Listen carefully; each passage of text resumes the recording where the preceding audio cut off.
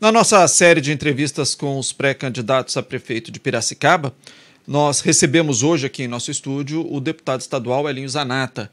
Ele que está em seu primeiro mandato na Assembleia Legislativa e também já se manifesta como pré-candidato a prefeito de Piracicaba nas eleições deste ano. Deputado Elinho, boa tarde. Boa tarde, André. Boa tarde a todos que estão aí nos vendo e ouvindo aí através do Jornal de Piracicaba. Primeiramente, agradecer a oportunidade de vocês terem chamado a gente aqui para a gente bater papo, para a gente poder junto construir aí um pensamento para Piracicaba, um projeto para Piracicaba, André. Deputado, você já foi prefeito de Charqueada 2 vezes, foi prefeito de São Pedro, foi eleito deputado estadual pela região na última eleição e agora pleiteia o executivo de Piracicaba. Por qual motivo? Bom, nós ainda, André, não falando, nós não lançamos a nossa pré-candidatura. Uhum. Por quê? Porque eu acho que isso parte para um projeto. Uhum. E eu penso que assim, nós estamos conversando com a sociedade, avaliando, ouvindo principalmente as pessoas que representam a sociedade de todas as categorias que querem falar com a gente.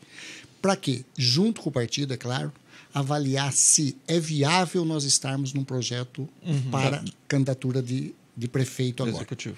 Né? Então, por isso que nós estamos construindo e avaliando. Se a gente entender junto com o time, junto com o projeto, junto com as pessoas, que é importante dar mais uma opção para o eleitor de um projeto diferente, né, estruturado numa agenda de desenvolvimento, pensando Piracicaba, não só nas situações atuais, nas dificuldades momentâneas, nas urgências, emergências que precisamos resolver, mas também pensando Piracicaba em curto, médio e longo prazo, pensando num projeto para os próximos 20 anos. Isso é um projeto, não é uma pessoa.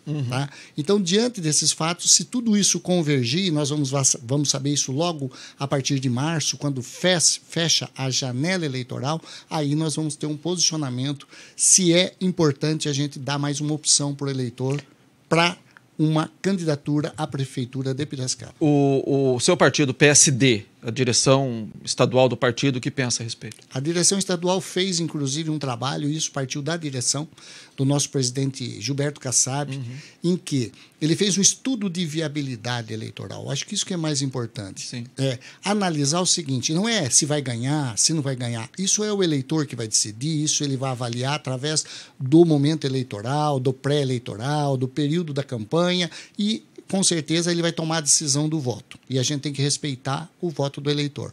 Mas o partido fez um estudo, né, um diagnóstico pré-eleitoral, se o nosso perfil, se a forma da gente colocar o projeto, se é viável esse projeto a nível do consciente e do inconsciente da população. E deu viabilidade agora em dezembro, foi viável a forma que a gente tem. Ou seja, dentro do que Piracicaba pensa, o nosso perfil, nosso projeto é viável como partido, é viável como pessoa do Elinho, com história. Então, em cima disso, deu viabilidade. E agora, nós estamos conversando com a sociedade. A gente quer ter um projeto sempre, se formos pré-candidato e lá na frente candidatos, a gente quer ter um projeto construído junto com a sociedade. Porque se lançar por se lançar, eu acho que não é esse o objetivo. Não é a sociedade querer, olha, já sou pré-candidato, quero ser candidato. Tá? Por quê, como e aonde? Eu acho que isso que é mais importante. A sociedade vai cobrar isso da gente. Piracicaba é uma cidade que vive algumas situações, é uma cidade bastante pujante em termos de economia, alguns problemas aí que têm sido recorrentes. Por exemplo, a zeladoria. Houve-se muitas críticas com relação a buraco, falta d'água, esse tipo são problemas recorrentes do dia a dia que a maioria das cidades enfrenta, porém, em alguns casos em Piracicaba, a gente percebe que a situação está sendo muito reclamada. Por exemplo, Vila Sônia, Santa Terezinha, aquela região toda sempre sem água, buraco espalhado para grande parte da cidade. O que dá para fazer com o orçamento que Piracicaba tem? O André, eu acho assim, a gente que passou já por 20 anos de prefeitura no executivo, 2 vezes eleito e reeleito em Charqueada e fizemos sucessor, 2 vezes eleito e reeleito em São Pedro, e hoje o atual prefeito era o vice da gente, que está continuando um projeto. Eu tenho uma visão um pouquinho mais diferente de gestão pública.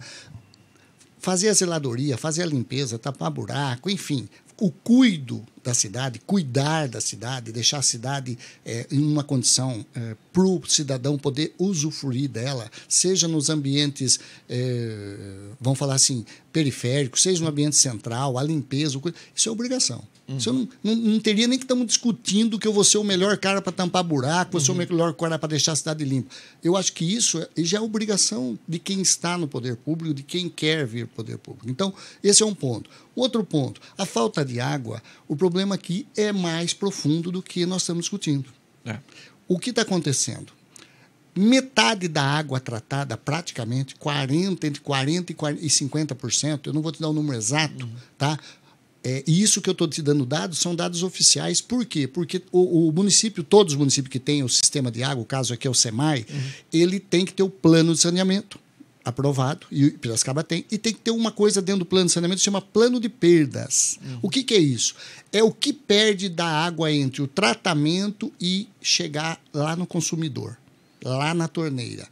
Quase 50% nós estamos perdendo no caminho. Então, o problema daqui não é a quantidade de água no rio. Poderá ser no futuro. Aí é uma questão de reserva hídrica. Aí legal, barragem para manter uma possível época de uma seca de extrema, e aí vai precisar, o rio não tem condição de abastecer. No caso, 80% nosso vem do Curumbataí. Então, uma coisa é reserva hídrica. Essa é uma situação. É importante pensar em barragem, etc. Mas o problema não está aí. O dia a dia da falta d'água, o problema está o quê? Na perda no meio do caminho. Nós temos aí regiões da cidade, entenda bem, que nós temos 20 anos, 30 anos, 15 anos de tubulação de ferro, vazando. Não aquela perda, André, que é aquela perda que o cara fala, não, estourou na rua lá um monte de água vazando. Aquele lá o cara vai lá e conserta. O problema é aquela micro perda. É nessa daí que nós estamos perdendo. Então vamos colocar um número que Piracicaba esteja aí tratando, sei lá, 100 milhões de litros de água por dia? 50 milhões perde. 50 milhões perde no caminho. Aí que está o problema. Então nós vamos ter que fazer o quê? Nós vamos ter que trocar toda essa rede. E essa rede é caríssima. E essa rede vai mexer com todo. E também nós temos que fazer um plano de setorização, André. Se nós não setorizarmos, por exemplo, hoje, rompe não é adutora, mas rompe uma linha central, você fecha para consertar, você deixa 2, 3, 4, 5 bairros sem água. Quer dizer, não foi feito o quê? Não foi feito o plano diretor de fazer o quê? De setorizar. Nós fizemos isso em São Pedro com muito sucesso. Nós fizemos isso, inclusive, para não agredir tanto pavimento.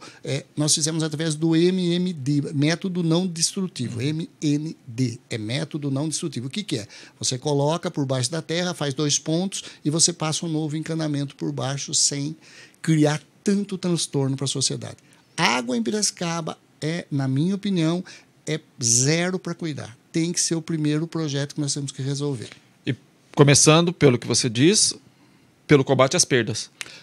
Tem que ser por ali. Compensa mais trabalhar no combate às perdas d'água do que inicialmente ir lá e arrumar represa ou fazer outro tipo de captação. Veja bem, você vai lá tirar mais quanto?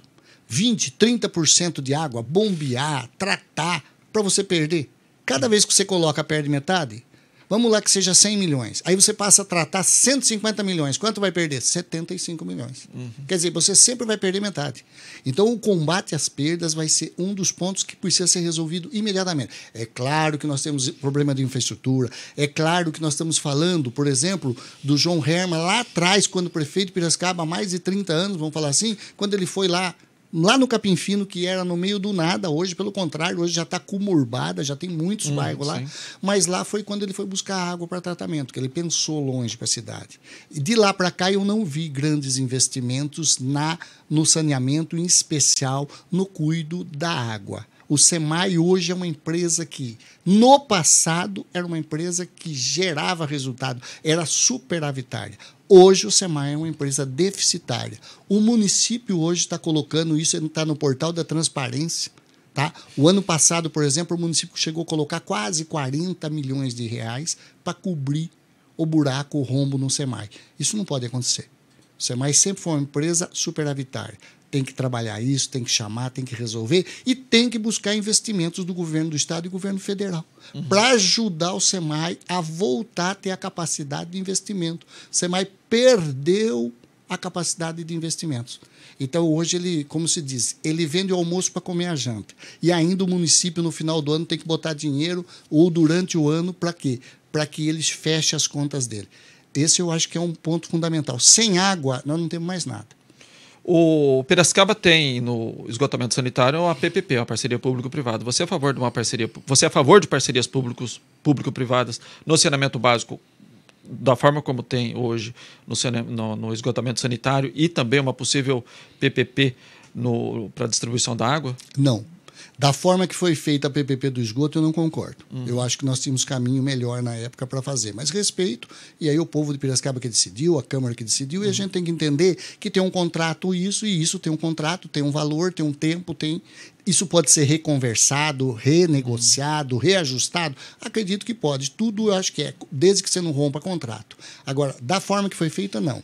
Eu sou a favor de recuperar o SEMAI. Eu acho que nós temos que fazer com que o SEMAI volte a ser uma empresa municipal, né, uma autarquia municipal, e que ela volte a ter capacidade de investimento. Para isso, nós temos que buscar recursos junto ao governo do Estado e junto ao governo federal, que tem grandes condições. Por quê? Porque tem o Plano Nacional de Saneamento que foi aprovado, em vigor, tá? E ele possibilita, tanto no governo do Estado, buscar na Secretaria de Recursos Hídricos, que o governo do Estado aporta recursos, tanto como no governo federal, através, inclusive, dos PACs que foram abertos, tá? Para que a gente venha buscar recursos para quê? Para fazer os investimentos que o SEMAI não tem mais capacidade de investimento. Eu não sou a favor. Sabe por quê? Porque se a gente fizer hoje uma PPP da água, por exemplo, na minha visão, o que vai acontecer? Nós vamos estar passando para quem assumir a concessão, nós estamos passando uma empresa deficitária. Você concorda que o cara que vai pegar, ele vai pegar com preço muito aquém do que vale, porque você tem uma empresa negativa, e ele vai fazer os grandes investimentos. É claro, está lá na proposta da PPP. Só que quem vai pagar essa conta é o consumidor. Falar da área da saúde, deputado, temos em Piracicaba hoje 2 UPAs, já que a gente falava de terceirização, falava de PPP, mas vamos falar aqui de terceirização. Temos 2 UPAs terceirizadas em Piracicaba, a Vila Cristina e também a Vila Sônia. O argumento da administração atual, e não vou entrar aqui no mérito, até porque ele está no mandato dele, enfim, ele administra a cidade como acho que é um direito. Mas o argumento sempre é liberar alguns funcionários para outras unidades e por aí vai. Você é a favor da terceirização dessas UPAs, desse tipo de gestão? Desta forma que foi feita, não. Eu acho que nós temos que conversar com Piracicaba. Piracicaba tem grandes players aqui de saúde que eu penso que se fosse, faria dessa forma. Conversa com quem já tem os players. Nós temos a Santa Casa, nós temos o Hospital do Cana, sabe? Nós temos outras pessoas que trabalham já com o SUS. E que eu acho que a gente poderia ter montado uma parceria com as unidades aqui da cidade. É possível? Sim. Não tem médico, está com dificuldade do médico, tem que remanejar funcionários para poder cobrir um setor, tá bom, eu não posso falar sim ou não, porque eu não tenho esses números. Mas vamos lá, fazendo a leitura do que você me disse. Então teve que fazer, eu acho que daria para fazer para dentro da cidade, chamar exatamente essas pessoas. E o detalhe, não adianta a gente só pensar em UPA. Sabe por quê? Porque o problema da saúde aqui não está nas UPA. O problema da saúde aqui está na atenção básica. Se você não resolver a atenção primária, se o cidadão não tiver na ponta lá, no posto de saúde dele, operando, funcionando, um médico, um PSF, um programa da saúde da família, normalmente dentro de um posto de saúde não ter um clínico geral, um ginecologista, um pediatra, nós não vamos conseguir atender. Por quê? Porque a porta de entrada é lá. Aí, quando você leva para a emergência, aí você leva tudo para a emergência. E aí você não consegue filtrar mais isso. Então, eu penso assim, o ponto que eu atacaria, sim, é a atenção básica. Eu acho que nós temos que voltar à atenção básica, descentralizar, que tem região que tem posto de saúde, por exemplo, tem 20 mil habitantes, porque está atendendo uma região de posto de saúde. ou de PSF, ou de USF.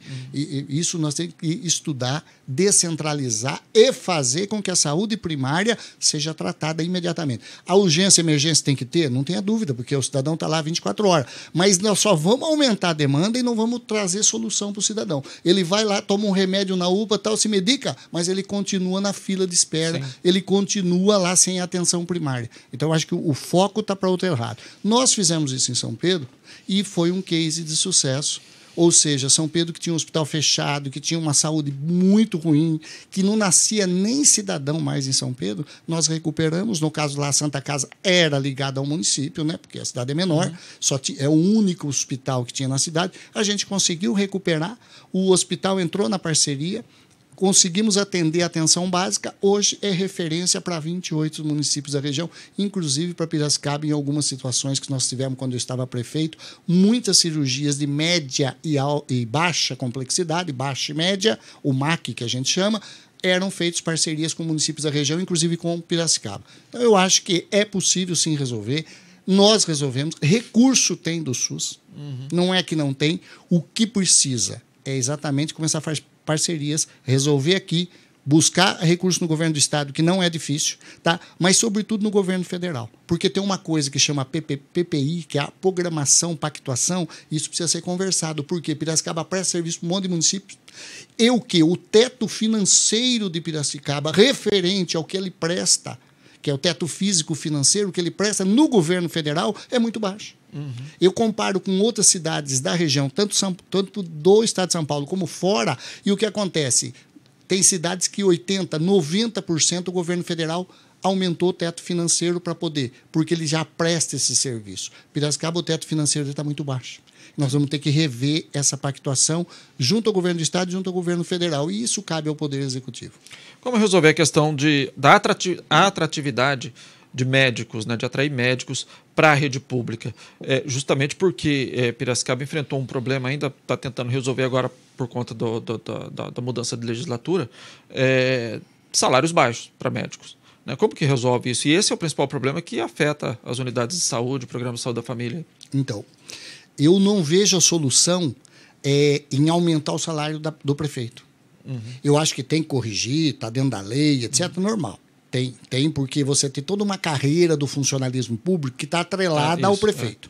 Tá? Então, o funcionalismo público não pode perder, ele não pode ter direitos que ele não... que é de direito dele, e você perder esses direitos porque, o teto do prefeito não deixa. Eu acho que tem que corrigir sim, porque tem uma carreira por detrás, e o cara que entrou lá na carreira pública, ele se prestou a um concurso público, ele entrou sabendo a regra do jogo, e não dá para, no meio do caminho, mudar a regra. Então, ou seja, não é que isso. Mas o caso específico de médico, André, não é o caso de aumentar. Porque é simples, quanto que o médico ganha hoje no plantão?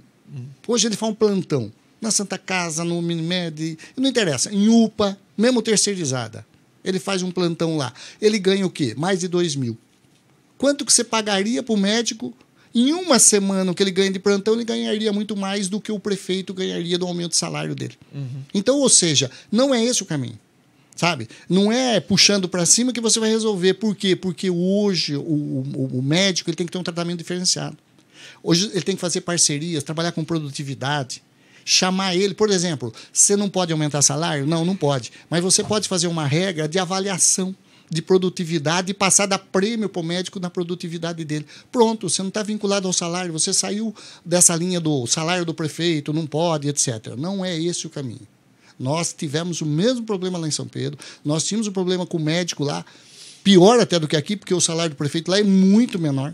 Tá? E nós conseguimos resolver os problemas do médico fazendo o quê? Fazendo essas parcerias com os médicos. Aqueles que eram da rede, o que a gente fez? A gente colocou o quê? Legislação e passou a fazer avaliação de desempenho e fazer o quê? Além do salário normal, ele recebia por avaliações de desempenho e aí ele ganhava o que era justo, que era legal e permanecia na rede.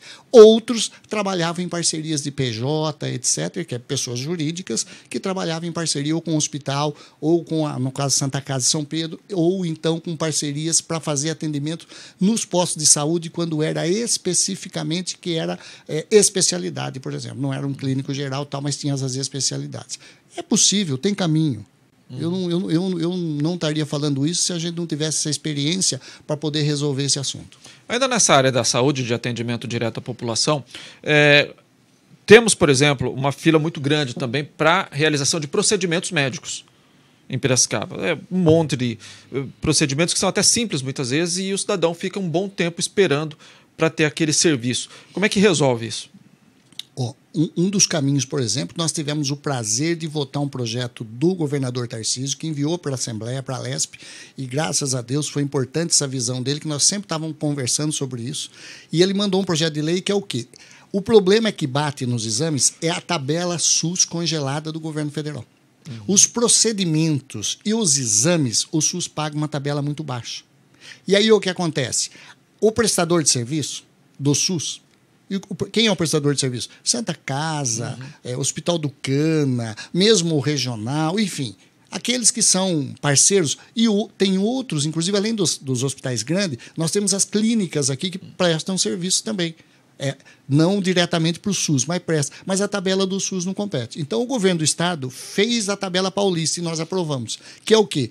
Passar esses procedimentos de 1, 2, 3 vezes a tabela do SUS, tem procedimento que chega a 6 vezes. O governo do Estado vai destinar, a partir desse ano, 1 bilhão para poder tirar essas filas de exames que estão aí represados na rede pública e nos municípios. Então, eu acho assim, nós temos que buscar esse recurso. Já está disponível.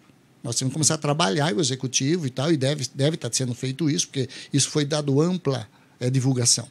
Mas é fazer essa parceria complementar. Quando eu falei para você de subir o teto físico, financeiro lá no governo federal, que em última instância tem que ser aprovado lá, e é o governo federal que distribui os recursos via SUS. Quando eu falei, isso também estaria incluído, porque nós estaríamos resolvendo o quê? Esses exames e esses procedimentos. Dá para tirar. Nós temos gente aqui, nós temos hospitais competentes, nós temos clínicas competentes, ou seja, nós precisamos ajustar esse recurso para fazer esse trabalho. Agora, quando você faz parcerias, e aí você faz parceria com a cidade, eu acredito que a gente consegue fazer com que eles sejam parceiros e no volume, porque você tem que entender uma coisa, ir lá, você e eu, particular, ir lá pedir um exame. Tem um custo. Outra coisa é o município falar que ele vai ter 5 mil exames, 20 mil exames por mês. É um outro custo. Eu acho que tudo isso é gestão pública. Também tem ainda na área da saúde, e isso eu vejo um pouco de... Piracicaba é uma sede, né, de uma região metropolitana, praticamente, e ainda assim é a sede de uma direção regional de saúde, né? Acho que é esse o termo ainda. É a DRS. DRS, né? Isso. Mas ainda assim, a cidade ainda manda gente para fora para fazer determinados procedimentos médicos para outras cidades. Casos, se eu não me engano, de hemodiálise, visão, alguma coisa assim. Tá certo isso? Tem como manter os pacientes de Piracicaba, pelo menos em Piracicaba? Nós temos que ser muito correto na fala, né? Porque a gente não pode falar aquelas coisas, tudo resolve. Não, pera um pouquinho. O SUS é uma rede, né? Não é só Piracicaba. Por exemplo, Piracicaba faz procedimento para um monte de municípios que vêm aqui para Piracicaba. Isso onera. Mas está na pactuação que eu falei para você. É uma rede, tá? Então, o SUS não trabalha isolado. Não, eu não atendo quem é de Limeira, eu não atendo quem é de Rio Claro, eu não atendo quem é de Saltinho. Não, está numa pactuação. Quando passa para ser uma região de referência, o paciente tem que ser referenciado para Piracicaba. E Piracicaba recebe muito pouquinho? Sim. Aí é uma outra situação, mas ela recebe para prestar esse serviço. Então, ela tem que prestar serviço, porque o SUS é uma rede. Não é uma coisa isolada, esse eu quero, esse eu não quero. Então, nós temos 2 caminhos. Algumas referências, por exemplo, vamos falar lá, Hospital de Barretos, Hospital do Amor. Tem coisas que vai acontecer aqui em Piracicaba que é a referência lá. Então, tem que ir para lá. Mas não é tudo. Eu acho que grande parte dos procedimentos, de repente, que pode ir para outra cidade, é possível fazer aqui. E procedimentos que Piracicaba está tendo que aceitar da região, certo? De outra região, porque está pactuado, é o que eu falo, o caminho é aumentar exatamente o teto financeiro no governo federal. Vai passar pelo governo do Estado, passa pela secretaria por uma avaliação técnica e depois vai para o governo federal. E aí, lógico, tem que ter uma avaliação técnica e política, uma gestão política para que a gente possa também ser contemplado, porque outros municípios podem. Então, ou seja, tem procedimentos que não tem como ser aqui mesmo. De fato, são procedimentos específicos e pelo SUS, tem uma cidade que referencia aquele serviço. Tá? Mas não é tudo. O Piracicaba é só aqueles muitos especiais. Os demais, eu penso que isso dá para fazer um trabalho para manter aqui ou referenciar Piracicaba. Até por conta que, se Piracicaba manda, outras regiões vai estar mandando também para aquela região. Então, dá para referenciar serviço. Mas isso tudo a gente tem que fazer trabalhando pela atenção básica primeiro. Eu sempre falo assim, você não resolveu o problema do dia a dia, de quem é usuário do SUS, do cidadão, da mulher, da criança, do nenê, do idoso, entendeu? Daquelas pessoas que mais usam o sistema público, se você não resolver na base, não adianta nós termos referências de grandes cirurgias, por exemplo. Não, nós vamos ter aqui grandes cirurgias, tá bom, mas o cara não consegue chegar na cirurgia. Por quê? Ele não é atendido no básico para poder fazer diagnóstico, exame, procedimento e encaminhamento para, sim, aí sim, ele poder ser operado, tratado, enfim. Precisa pensar lá na ponta. Se não começar por lá, nós não resolvemos para cá. Falar um pouquinho de educação, deputado. Piracicaba tem uma quantidade de alunos aí na rede básica, principalmente, bastante grande, 36 mil alunos na rede municipal, tem outros 30 mil alunos na rede estadual, se eu não me engano. No caso da educação municipal, que é aquela que o município tem ali autonomia para mexer. Quais são os principais gargalos que você identifica? Olha, eu penso assim, a educação, ela vem um recurso pelo Fundeb. O município ele recebe per capita, ou seja, por aluno. Se você tem na rede alunos, você recebe um X por aluno ano. Se você não tem... Então, primeiro ponto, equilibrar os recursos entre o que a secretaria gasta e o que, de fato, ela está recebendo. Esse é um ponto de equilíbrio financeiro. Agora, quando você pensa em qualidade, aí você tem que pensar em fazer um modelo que a gente não precisa inventar. A gente precisa trabalhar onde funciona. Por exemplo, o melhor modelo de educação do Brasil hoje, onde está?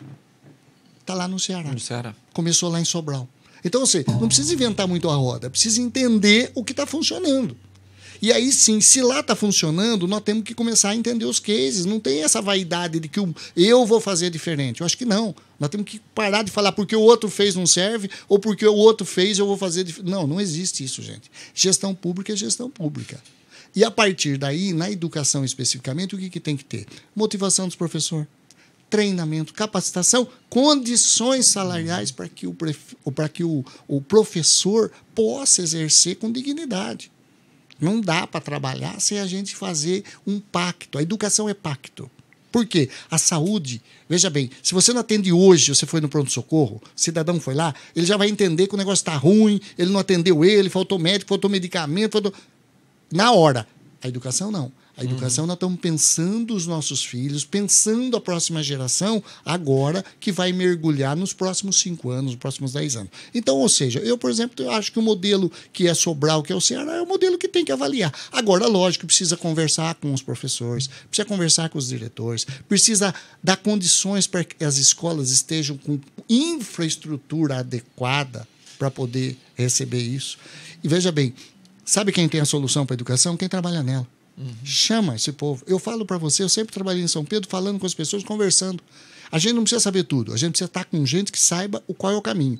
E a educação sabe o caminho. É sentar, conversar com as pessoas que fazem parte, inclusive do quadro de funcionários, e dizer qual é os gargalos, aonde que nós podemos ajudar. Nós vamos pôr mais tecnologia, nós vamos treinar pessoal, capacitar, nós vamos motivar o professor, nós vamos melhorar o ganho do professor via produtividade. Então, ou seja, nós vamos trabalhar tudo isso. Porque hoje educar é totalmente diferente do nosso tempo, vão falando. Era uma outra concepção. Hoje educar o aluno, o cidadão e a família. Então, ou seja, se a gente não integrar isso para dentro da educação, nós vamos ter problemas na educação sempre e não vamos ter resultado. O que o cidadão que paga imposto lá na ponta, você, eu quer? Uma política de resultado. Seja na educação, seja na saúde, seja na qualidade de vida que ele mora, seja no bairro dele, seja na geração de emprego e renda. O que ele espera quando ele vai lá na urna e vai votar, escolher? O que ele espera? Ele espera que tenha resultado tudo aquilo que ele paga, que ele faz. Eu acho que isso é a obrigação mínima do poder público. E temos que separar. O que é Estado, lógico, e o que é município, é município. Então, tem uma parte das escolas que são estadual, pode ir até o 9º ano o município, que pela lei permite, e a parte do ensino médio, lógico que esse não nem por lei não pode, que é competência especificamente hoje do Estado. Como que você avalia a possibilidade de implantação do sistema de ensino integral na rede municipal? Há alguns períodos de integral já sendo iniciados aí no ensino fundamental, outros na educação infantil, mas até certa vez eu vi um coreano falando da Coreia do Sul, falando o seguinte: não é possível um país se desenvolver adequadamente se uma criança fica menos de 9 horas na escola. Ele falou isso a longo prazo, obviamente. Mas qual que é a avaliação que você faz disso? Eu posso falar que nós tivemos uma experiência lá em São Pedro, todas as nossas escolas, que não eram, todas as nossas escolas é período integral. Todas. E funciona magnificamente. Agora, o que precisa fazer? Primeiro, você vai implantar o ensino integral na escola A,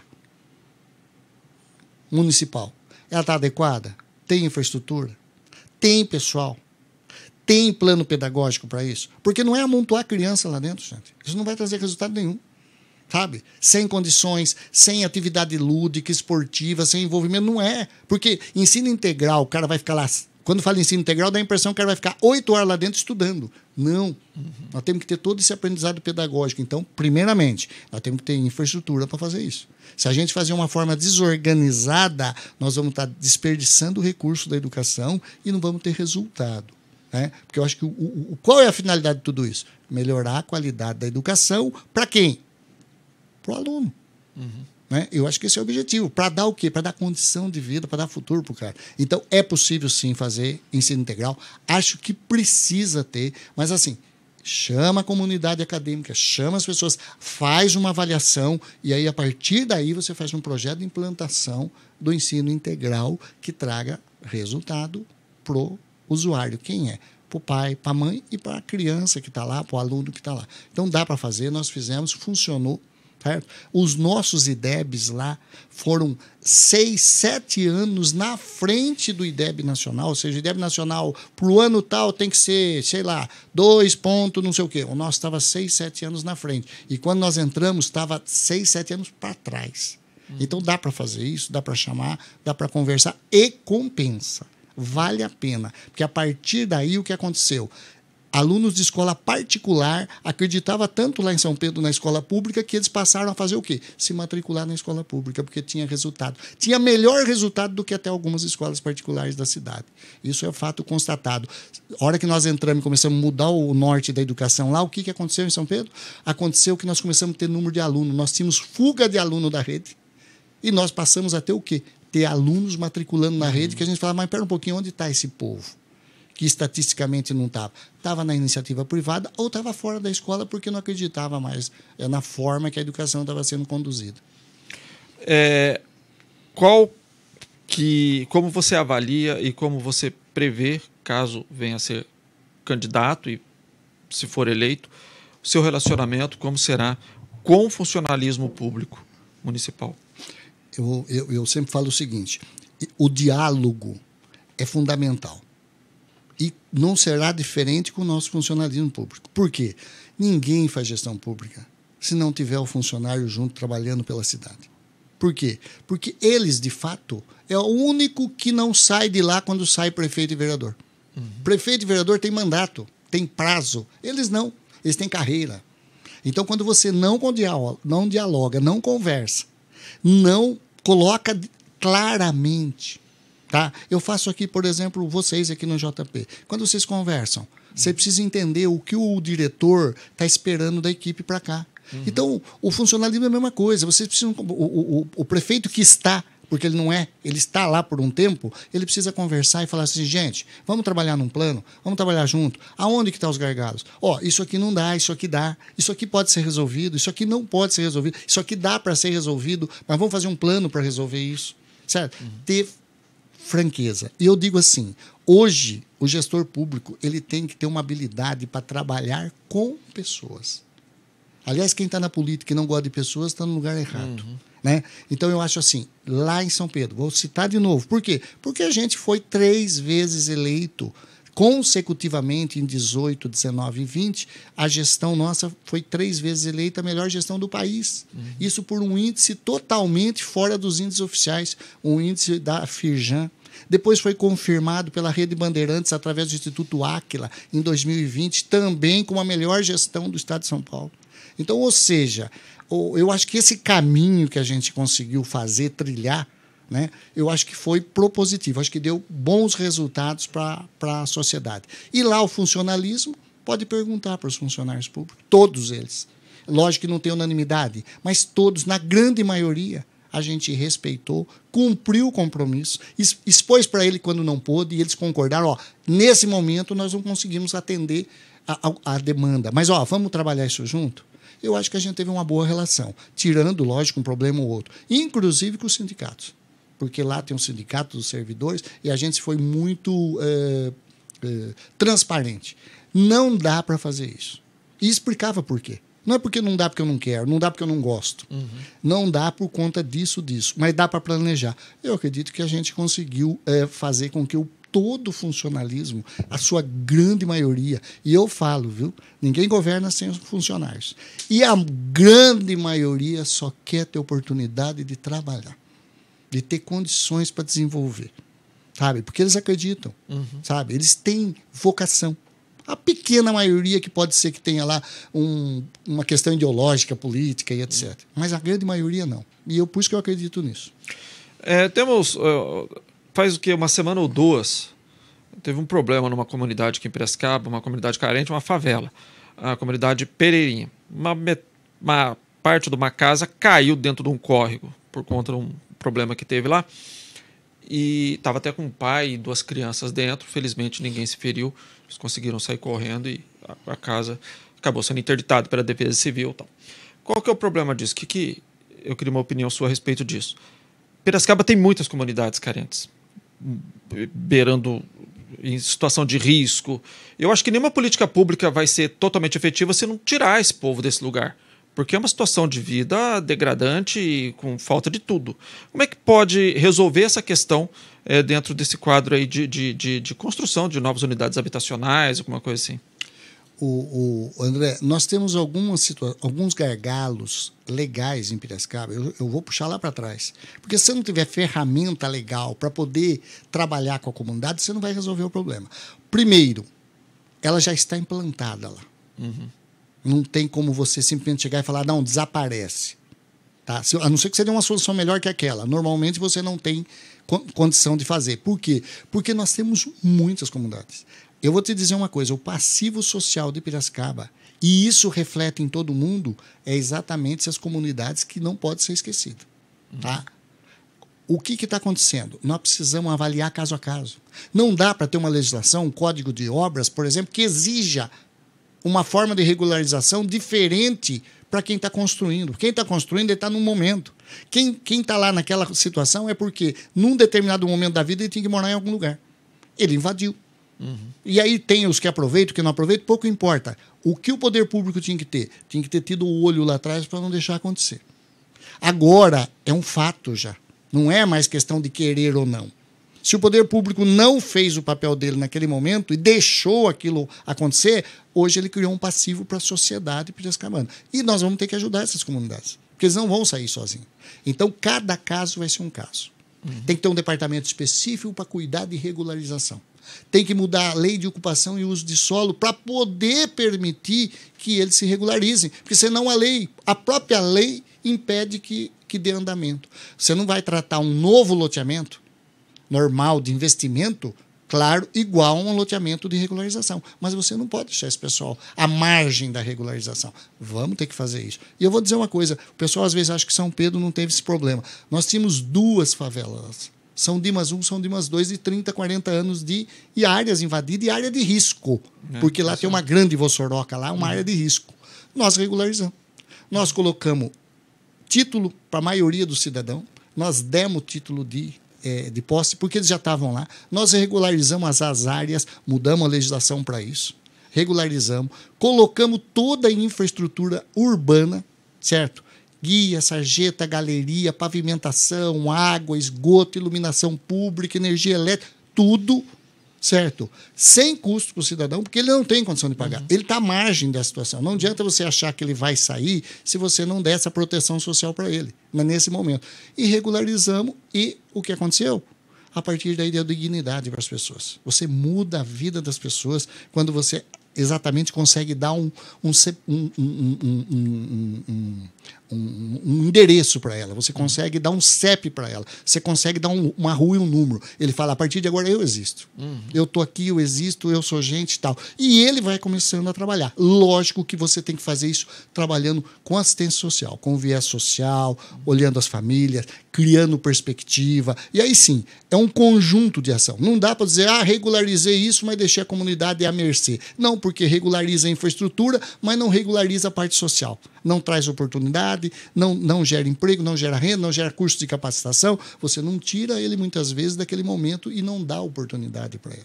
Então, ou seja, temos que regularizar as áreas, temos que mudar algumas leis que estão travando, leis municipais, que foram feitas para o loteamento comum. Como é que você vai numa área invadida, numa área de favela ou numa área irregular que não seja favela? Como é que você vai lá com a legislação atual dizendo como se deve regularizar um loteamento? Não vai atender eles. Cada um tem que ter a especificidade dele. A gente acredita nisso, nós fizemos isso e isso deu resultado. Está lá água, saneamento, esgoto, certo? Melhoria da qualidade de vida, iluminação. Isso se faz em parceria. Você vai falar, você pensa que é fácil porque você fala, mas é problema do dinheiro. Gente, nós temos parceria com a CPFL, não custou nada. Eles colocaram os relógios, colocaram lá toda a rede de energia. Nós fizemos parceria com o SAI municipal, nós conseguimos recursos via governo do estado, que fez toda a regularização do saneamento, canalização de esgoto, de água, colocamos hidrômetro por conta do município. Por quê? Porque se você deixar para ele fazer, ele não tem, ele tem dificuldade. E fizemos o quê? Parceria com o cartório, claro, junto dentro da lei, certo? E fizemos o quê? Demos o título de cidadão para o cara já está lá. Mas tem cara que está em área de risco total. Então, esse aí tem que verificar. Por exemplo, esse está numa área que não pode ser regularizada. Por quê? Por uma questão ambiental, por uma questão de legislação estadual. Aí tudo bem. Aí a gente vai ter que fazer o quê? Chamar, conversar com eles e dizer, isso aqui não dá, isso aqui é área de risco, isso aqui é perigoso, isso aqui você vai perder. E dá para reassentar esse pessoal, de repente, dentro da mesma região que ele está, porque ele já está inserido naquela comunidade. Isso nós fizemos lá, em escala do tamanho da cidade que nós estávamos governando na época, né, que é São Pedro. Muito obrigado pela sua participação aqui conosco, deputado. Eu que agradeço a oportunidade de poder estar com vocês aí. Se Deus quiser, o mais importante é que Piracicaba sempre esteja em primeiro lugar. Forte abraço. Um abraço.